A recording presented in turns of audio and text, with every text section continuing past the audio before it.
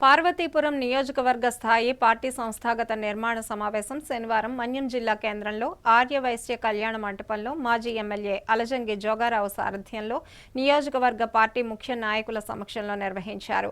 ఈ సందర్భంగా మాజీ మంత్రి పసుపులేటి బాలరాజు మాట్లాడుతూ వైఎస్ఆర్ కాంగ్రెస్ పార్టీ సంస్థాగత బలోపేతమే లక్ష్యంగా నాయకులు పనిచేయాలని సూచించారు.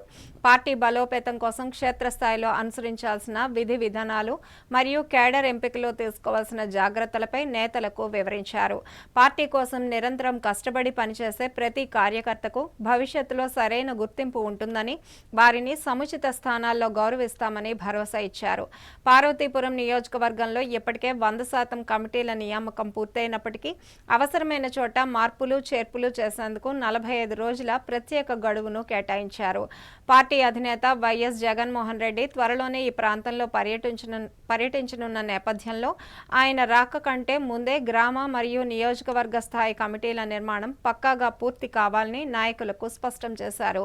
ఈ ప్రత్యేక డ్రైవ్ సమయంలో ముఖ్య నేతలందరూ సమన్వయంతో క్షేత్రస్థాయి కేడర్ను కలుపుకొని పార్టీని మరింత శక్తివంతంగా తీర్చిదిద్దాలని పిలుపునిచ్చారు. ఈ కార్యక్రమంలో వైసీపీ నాయకులు, కార్యకర్తలు పాల్గొన్నారు. రాజశేఖర రెడ్డి గారిని దివంగత నేను వ్యక్తిగతంగా చెప్పే మాట మనందరిలో కూడా ఉండదు. ఇంత చేసాం కదా, దేశంలో ఏ ప్రభుత్వము, ఏ నాయకుడు, ఏ ముఖ్యమంత్రి చేయని విధానాలు తీసుకొచ్చారు, పాలసీలు ప్రవేశపెట్టాము, అమలు చేశాము, ప్రజల్లో ఉంది, ఎందుకు ఓడిపోయామనే బాధ ఉంటుంది.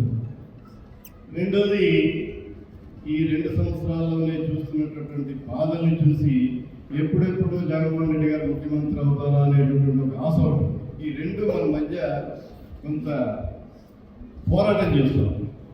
కాబట్టి రెండాటికి కూడా సమాధానం చెప్పాలని అంటే పార్టీ సంస్థాగతంగా బలంగా ఉండాలి. విజయనగరం పట్టణం గురజాడ